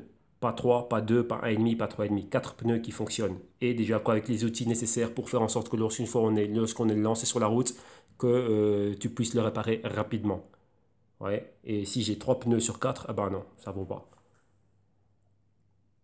Donc maintenant, ici, on a vu quoi? L'extension, loin, éloigné de la moyenne mobile de 4 semaines. On y arrive, on est dedans, mouvement horizontal. On s'attend ici à avoir le même patron, donc le patron Good Morning, le même patron qu'on avait ici. Ici, posé sous la directrice de tendance à long terme, donc qui est toujours haussier. Et là, on s'attend à quoi? Interaction avec la moyenne mobile de 8 semaines. Retester les 52 semaines ici avec cette convergence qu'on a au 540, donc on peut dire les 550, étant quoi? Étant une zone de convergence et ici de résistance. Donc retester ça et après probablement retourner à la baisse. Si on arrive à pulvériser ça et être au-dessus des 550 et on peut aller vers les 600, vous voyez qu'on a passé les 550, les 600 et ensuite les 680 et les 700 pour se dire haussier. Tant qu'on n'a pas tout ça, on est toujours baissier. On peut être arrivé ici et rejeté, arrivé ici et rejeté, arrivé là et rejeté. Donc il faut qu'on pulvérise le tout. Mais vous voyez ici que le volume doit accompagner. Et là, c'était un volume spéculatif, quoi. Prévision, anticipation du consensus. Mais là, vous voyez qu'il n'y avait rien. Aucun fuel. Vous voyez que lorsqu'il y a eu consensus, eh ben, vous avez vu pas mal d'images de ces personnes-là. Ils parlent de fondamentaux et disent, bah, tiens, on voit pas les fondamentaux. Oui, c'est prometteur à long terme,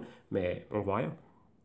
Il y en a qui ont pris le risque, ce sont les venture capitalistes qui prennent le risque. Ils sont là pour ça, prendre le risque d'injecter de l'argent pour que la technologie, le développement soit fait. Mais après, au niveau de l'efficience et de l'efficacité et de l'utilité concrète, aujourd'hui, on n'en a rien. Donc pourquoi tu veux que je mette mon argent dedans? Moi, Warren Buffett, tu mets mon argent dans Apple parce qu'Apple a des téléphones. J'ai un iPhone, je peux t'appeler. J'ai une caméra, je te regarde, on Skype, on fait un hangout, tout ce que tu veux. J'utilise Google, Facebook, j'achète sur Amazon. Ok, mon iPhone, téléphone. Mais toi, ton Ethereum, il fonctionne? Non. Donc pourquoi tu veux que je mette de l'argent? Je ne mets pas d'argent. Mon argent, il est bien avec Apple. Quand tu seras AOP, que tu auras 4 pneus, là, je mettrai de l'argent chez toi. Vous voyez, c'est tout simple. Il ne faut pas penser que les fondamentaux, c'est un truc ultra compliqué. La chose, c'est quoi? C'est vous devez avoir un modèle, une métrique, un système. Donc, répétez la même chose systématiquement et savoir ce que vous devez regarder. Point. Et une fois que vous avez ça, vous ne sortez pas de ça. Vous faites la même chose. Et vous allez juste au fond de l'information. Et là, c'est consistance et discipline. Pour ne pas se sauter un des points que l'on a au niveau des métriques. On se saute un des points, on augmente le risque. On a tous les points contrôlés, on a le risque sous contrôle. Le risque, on n'enlève jamais. On a juste le risque sous contrôle. On sait à quoi on s'expose. Si on n'a aucune métrique, on n'a aucun système, on ne sait pas à quoi on s'expose. Donc là, on est livré au cas de vent. Ouais, c'est ça la différence. Le risque, on n'enlèvera jamais. Les probabilités de gain, elles sont juste quoi? Elles augmentent. Pourquoi? Parce qu'on diminue le risque. Ou du moins, on sait comment l'accepter et on sait comment est-ce que nous, on va le gérer. Mais le risque restera toujours là. On a quoi? Risque de hack, risque d'Internet, risque de guerre, risque de quoi que ce soit, c'est un risque, ça va toujours être là. Ok? Donc voilà, on a ouvert pas mal de parenthèses, mais c'est important de le savoir. Surtout maintenant que c'est l'été, qu'il fait chaud, on a tendance à se laisser aller, on boit, le mondial, tout est bien, mon équipe elle gagne, mais non, le risque il reste toujours là dans les marchés. Donc on a toujours resté alerte. On est toujours sous ses gardes. Alors on continue, on a vu Ethereum, maintenant on va au suivant, on va directement regarder le Zilliqa, parce que il me plaît bien. Et j'aime bien le voir côte à côte avec Ethereum. Donc c'est Zilliqa, comme ceci. Voilà. Et on avait, où c'est qu'on avait? Ah non, c'est USD. Comment ça, il n'y a pas? Ah, c'est SIL USD. USD. Maintenant, avec quoi on avait nos analyses? Bah voilà, synthétique, c'était là.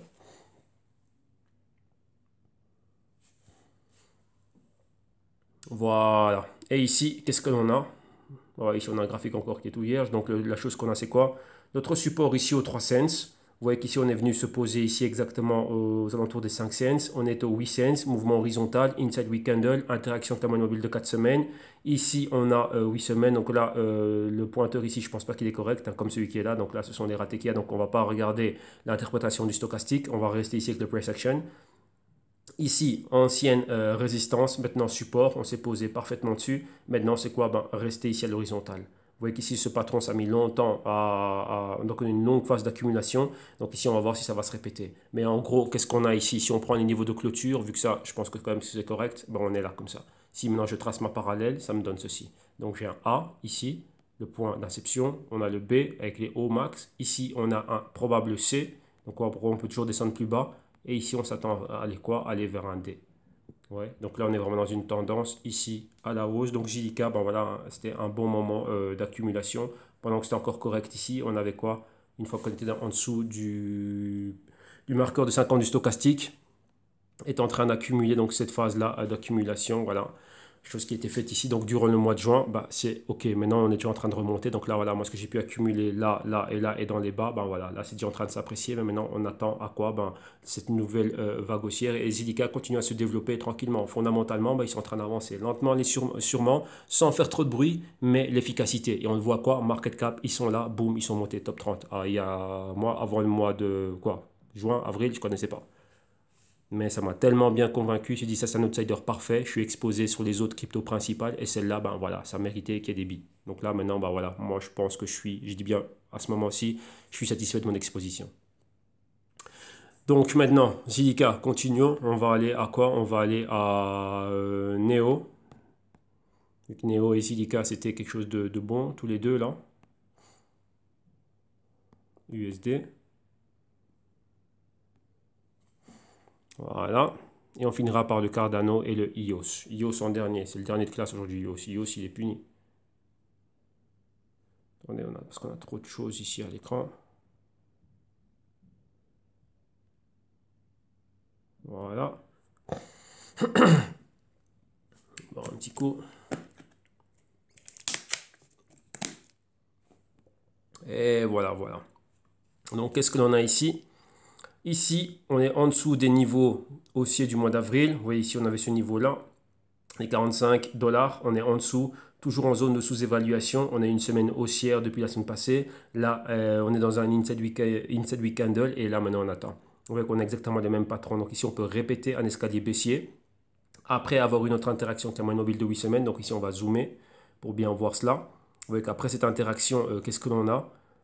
Là maintenant, ben oui, il y a eu pas mal de bonnes news, il y a eu pas mal de ci, ça, avec qu'il y avait un plan marketing. On a vu Neo, oui, qu'ils allaient faire quelque chose. On a vu City of Zion, on a vu ci, ça, bien, parfait. Maintenant, ben voilà, on veut continuer à avoir plus, hein, plus d'applications et des comptes rendus et des retours positifs de toutes ces applications qui sont créées, donc de ces dApps et ainsi de suite et tout ça. Ok?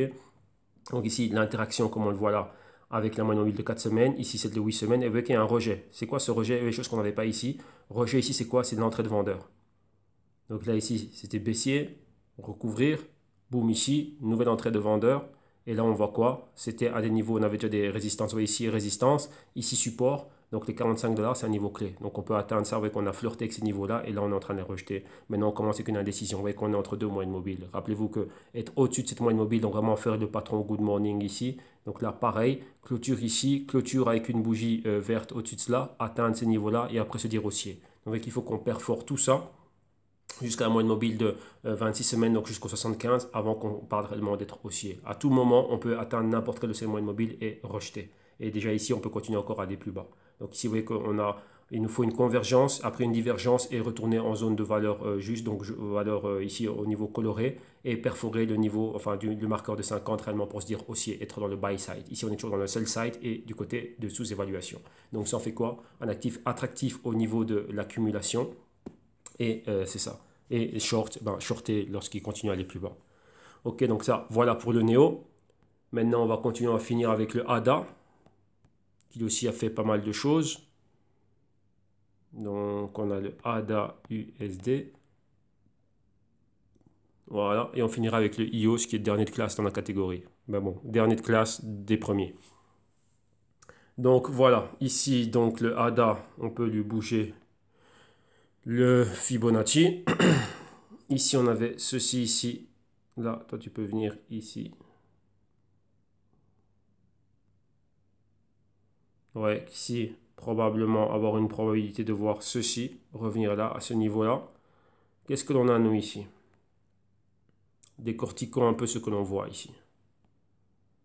Voilà, décortiquons le price action. Ici, déjà, je le répète, ne pas faire attention à ce que vous voyez ici au niveau de ces glitches ici, de ces spikes qu'on voit baissier, donc on va les ignorer. Donc là, ça peut fausser la lecture du stochastique, vu que c'est sur base de ce modèle mathématique ici, ça va reprendre ça. Donc là, on va éliminer ça. Donc on va laisser ça de côté, on va se focaliser ici sur ce qu'on en voit. Qu'est-ce que l'on voit, nous, ici?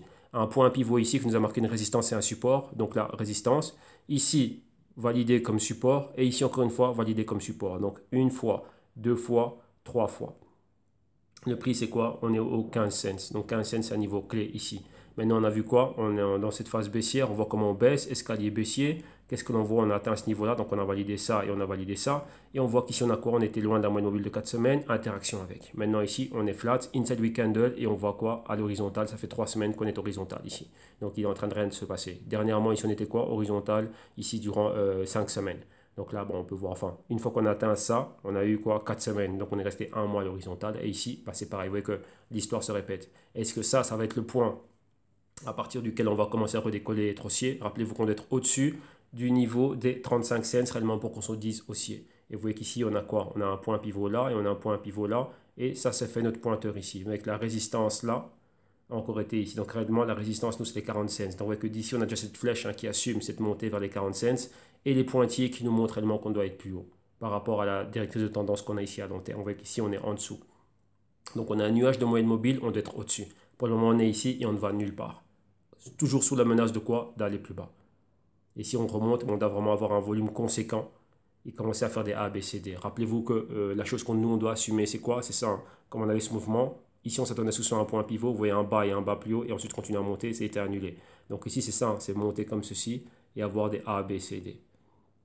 Et réellement compléter notre tasse. Et pour le moment, bah, c'est ça. Maintenant, est-ce que réellement il y a des choses qui sont... C'est quoi le combustible pour monter? Bah, c'est des fondamentaux. Est-ce qu'on a vraiment une entrée forte de fondamentaux clés qui pourraient être des, comment dirais-je, de probables catalyseurs pour qu'on voit vraiment cette hausse? Ben, c'est ça. Pensez que le combustible de la hausse, c'est les fondamentaux.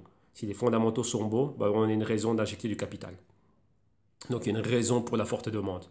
S'il n'y a rien et qu'on n'a pas changé depuis le début de l'année ou depuis les trimestres passés, donc il n'y a rien qui a changé. C'est juste quoi? Ben, l'espoir de. Et ici, ce n'est pas une question d'espoir, c'est une question logique. Offre, demande. Tiens, tu as amélioré ça, tu fais mieux que ton compétiteur, bah, tiens, j'y vais. Tout simplement, c'est ça. Ou si tous les deux vous faites bien, ben on est 50-50 pour vous. Exemple Coca-Cola et Pepsi. Exemple Apple et Samsung. Ok. Maintenant, continuons et terminons avec le dernier de classe des premiers, donc iOS. Je dis un petit message à Dan Larimer, faut pas m'en vouloir. Moi, je suis un capitaliste et donc voilà. Donc, tu es quand même le dernier des premiers. Donc, dans... Ah oui, ici, il y avait encore ce fameux problème avec les fameux glitches. Donc, vous voyez que voilà, les plateformes, elles déraillent souvent.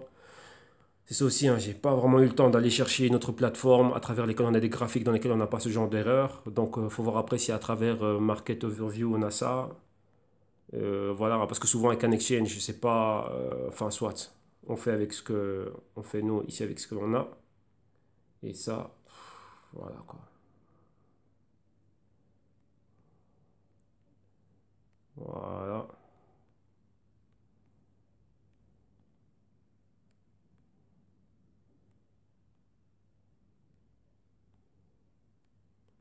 Donc voilà, maintenant on est en train de faire de la gymnastique ici, alors qu'on devrait être en train d'analyser, et je n'aime pas perdre mon temps à faire ce genre de choses.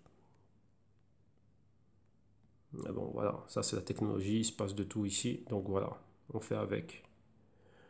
Patience mes amis, patience. Voilà, parce qu'après ça ralentit vachement les performances, pourquoi? Parce que ça nous fait faire des calculs inutiles. Voilà, on va le laisser là, on va pas le toucher, qu'on voit au moins le D, voilà. Donc ici, qu'est-ce que l'on a nous? On voyait clairement notre fameux A, B, C, D. Vous voyez tout le buzz qu'il y avait avant le lancement. Donc on le marque ici. Vous voyez qu'avant le lancement, on a commencé à baisser fortement. Et depuis le lancement, bon, on continue à baisser encore une fois. Et on atteint quoi? La moyenne mobile de 52 semaines. Maintenant, on a cette information. Donc, vous voyez ici, on assume ça comme étant notre C. Donc ça, vous voyez que j'ai mon modèle ici. J'assume le A, le B, le C et le D. Je peux prendre la mèche ou je peux prendre le niveau de clôture. Peu importe. Mais c'est dans ces zones-là.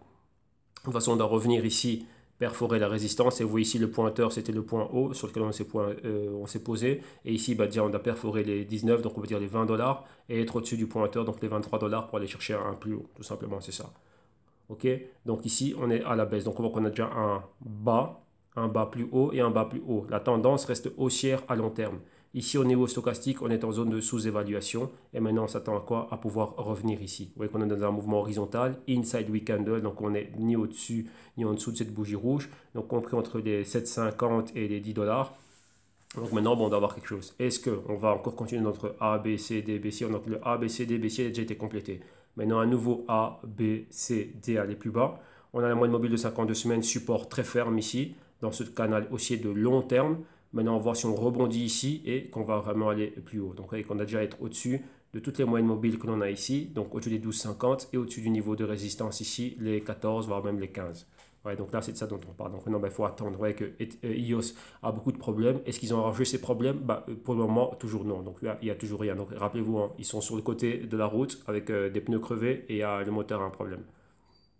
Donc ils doivent redémarrer. Et vous voyez que chaque semaine avec iOS, c'est problème sur problème sur problème. Oui, au niveau de eux, la technologie, eux, la plateforme. Le reste, ils peuvent avoir un fond, ils peuvent faire ci, ils peuvent faire ça. Oui, ils ont de l'argent maintenant, donc à mettre à gauche, à droite pour améliorer. Mais eux-mêmes, la plateforme, qu'est-ce qu'elle a? Elle n'a rien. Ça va pas. La gouvernance, ce n'est pas ça. Et les problèmes, et la gouvernance, un, ce n'est pas ça. Et deux, la plateforme elle-même, elle ne tourne pas comme elle devrait tourner. Tout simplement, c'est ça. Vous voyez que par rapport à ce qu'il y avait dans le white paper, par rapport à la roadmap, on n'est pas au niveau optimal. Donc, pourquoi je devrais mettre mon argent dedans? Donc, pourquoi je devrais acheter un iPhone qui ne me permet pas de téléphoner, qui ne s'allume pas? Il est juste beau, c'est juste un iPhone, je l'ai dans mes mains, c'est beau, il a un iPhone. Ah, bah, tiens, tu me montres, qu'est-ce que tu as comme app? Non, je peux pas, pourquoi? Je peux pas l'allumer. Pourquoi tu l'as payé 1000 euros alors? Ouais, bah c'est ça. Donc ici, pourquoi est-ce qu'on devrait mettre mon capital dans un truc qui n'est là, ne fonctionne pas? Oui, il y a une grosse promesse à long terme, rien ne m'empêche de rentrer après, mais d'abord arrange les problèmes. Ok? Donc c'est ça. Donc là, voilà, on a tout passé en revue. Donc là, on va continuer demain. C'est une journée demain, c'est une journée un peu plus cool. Donc moi aussi, maintenant, ben, rappelez-vous ce que je vous ai dit. Donc je vais continuer ici à aller de l'avant dans tout ce qui est Global Culture Research. Donc rappelez-vous, vous avez des vidéos modules ici, vous avez les programmes, tous les liens, vous aurez tout ça en description de vidéo pour les consulting one-on-one, la solution active et les Global Culture Research. Le Q3 est déjà là. Donc là, vous allez commencer à recevoir petit à petit la vidéo. Donc j'espère que YouTube va arranger ces histoires-là et ces problèmes-là afin de pouvoir permettre les partages beaucoup plus rapides. Pourquoi? Parce que là, il y a quand même une centaine de personnes, donc ça fait une centaine de mails qui va devoir m'assurer que chacun d'entre vous, vous l'avez, et donc vous répartir à travers les différents comptes. Mais bon, voilà, c'est pas un problème, on l'aura. Donc, ouais, que ça va prendre du temps à arriver, et les vidéos, elles sont là encore. Et donc là, ben voilà, on va continuer à mettre en boîte la vidéo suivante qui devrait arriver. Donc là, dès que c'est fait, ben, vous êtes notifié. Donc là, ça, c'est déjà disponible. Donc là, rappelez-vous, vous avez commencé à la recevoir petit à petit. Vu que les notifications, elles sont lentes au niveau de YouTube, on ne peut pas les faire en masse. Et donc là, je dois m'assurer que chacune des personnes, c'est bien fait, que c'est bien parti, que vous l'avez bien reçu. Ok? Donc là, ça va prendre du temps, mais vous l'aurez. La chose, elle est là. Le PDF, il va arriver. Donc là, à l'allure à laquelle on va, ça va arriver tranquillos. Ok, de toute façon, comme ça, vous allez avoir de la lecture tranquillement et de quoi visionner tranquillement durant tout cet été. Ok, donc le prochain rapport, c'est octobre, donc on a encore le temps. Et ici, on est là. Donc là, ça va arriver tranquillos. Ok, donc déjà, désolé pour ce petit souci, mais donc on est là. Ok, donc là, déjà demain, nous, on se retrouve pour un autre crypto un autre crypto day, un autre crypto trading. Et d'un autre côté, ben, qu'est-ce qu'on aura? Je vous tiendrai au courant au niveau des news, des vidéos, comment ça a été. Et bien évidemment, ben, en message privé, ben, tous ceux, vous allez commencer à recevoir les notifications venant de moi. Donc là, vous allez voir Global Crypto Research, boum, ça va arriver. Si c'est pas YouTube qui le fait, ben, c'est moi qui va le faire. Ok, donc là, ça dépend. Certains auront de YouTube, d'autres non. Mais donc voilà. Ok, mais bon, sachez que tout est là, c'est déjà prêt et là, ça arrive tranquillos. Donc là, je m'assure de la qualité de chacune des vidéos et je dois rajouter les commentaires que je dois rajouter par rapport à chacune des sections. Ok, là, on est bien parti. Donc là, vous allez déjà avoir la première partie qui est très, très, très costaud. Ok, donc voilà, un grand merci à tous, une excellente journée et on se retrouve quand nous, on se retrouve demain. Donc là, le reste de la journée ici, ça va être Global Crypto Research et Global Crypto Research. Ok, donc voilà, excellent après-midi à tous et à demain mardi. Bye bye.